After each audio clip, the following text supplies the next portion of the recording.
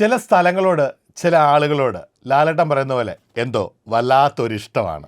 അതായത് പറഞ്ഞു വരുന്നത് ഹോം ഫീൽ തരുന്ന വ്യക്തികളെ പറ്റിയിട്ടാണ്. നമ്മുടെയൊക്കെ ജീവിതത്തിൽ ഒന്നല്ലെങ്കിൽ ഒരു രണ്ടോ മൂന്നോ ആൾക്കാർ നമുക്ക് നമ്മളായിട്ടിരിക്കാനും ഒരു മുഖംമൂടിയുടെ ആവശ്യമില്ലാണ്ടിരിക്കാനും തോന്നുന്ന കുറച്ച് ആൾക്കാരുണ്ട്. തീർച്ചയായിട്ടും നമ്മുടെയൊക്കെ ചെറുപ്പകാലത്ത് നമുക്കൊക്കെ അറിയാം, വല്ലപ്പോഴും വീട്ടിൽ അതിഥികളായി വന്നു പോകുന്ന ഗ്രാൻഡ് പേരൻസ്, അല്ലെ അച്ഛൻ്റെ സഹോദരങ്ങൾ, അല്ലെ അമ്മയുടെ സഹോദരി, ഇവരൊക്കെ വീട്ടിൽ വരുമ്പോഴത്തേക്ക് വല്ലാത്തൊരു ഫീലാണ്. കാരണം അവിടെ ഒരു ഉത്സവത്തിൻ്റെ അന്തരീക്ഷം തന്നെയാണ് നിലനിൽക്കുന്നത്. മാത്രമല്ല ഈ കുഞ്ഞു കുട്ടികൾ ഈ അംഗനവാടി വിട്ട് ചെറുപ്പകാലത്തെ കുറച്ച് നല്ല നൊസ്റ്റാൾജിലൊന്നാണ് വീട്ടിലേക്ക് ഓടിയെത്തുമ്പോൾ അവിടെ നമ്മുടേതായിട്ട് പറയുന്ന കുറച്ച് വ്യക്തികളുണ്ട്. അതന്നും ഇപ്പം പഠിച്ചു കഴിഞ്ഞ് ജോലി കിട്ടി എങ്കിൽ പോലും നമ്മുടെ ലൈഫിൽ ഒരിക്കലും പോവാത്ത, അല്ലെങ്കിൽ എന്താ പറയുക, നമുക്കൊരു ഹോം ഫീൽ തരുന്ന ഒരുപാട് വ്യക്തികൾ നമ്മുടെ ജീവിതത്തിലുണ്ട്.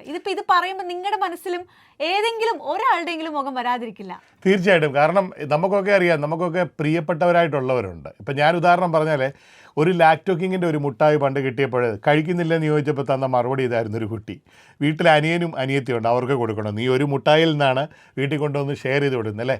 എത്ര സന്തോഷകരമായ നിമിഷങ്ങളാണ്. നിങ്ങൾക്കുണ്ട് നിങ്ങളുടെ ജീവിതത്തിലും ഒരുപാട് നല്ല നൊസ്റ്റാൾജികളുണ്ട്. അത് മാത്രമല്ല, നിങ്ങൾക്ക് ഇത് പറഞ്ഞപ്പോൾ മനസ്സിലേക്ക് ഓർമ്മ വന്ന കുറച്ച് വ്യക്തികൾ ആരൊക്കെയാണ്? നിങ്ങളുടെ ഹോം ആരാണ്? അതൊക്കെയാണ് ഞങ്ങൾ ഇന്ന് ശ്രോതാക്കളുമായിട്ട് ഓർത്തത്. ഓർക്കാൻ എന്ത് രസമല്ലേ. നമ്മളുള്ളിടത്തോളം കാലം, മരിക്കുന്നിടത്തോളം അല്ലെങ്കിൽ നമുക്ക് ജീവനുള്ളിടത്തോളം കാലം നമുക്കിതൊക്കെ ഓർത്തു വെക്കാനായിട്ട് സാധിക്കും. ഗൃഹാതരത്വം നിറഞ്ഞ ആ നല്ല ഓർമ്മകൾ. മോർണിംഗ് ഡ്രൈവാണ്, കൂടെയുണ്ട് മത്തായിയും അഞ്ജനയും.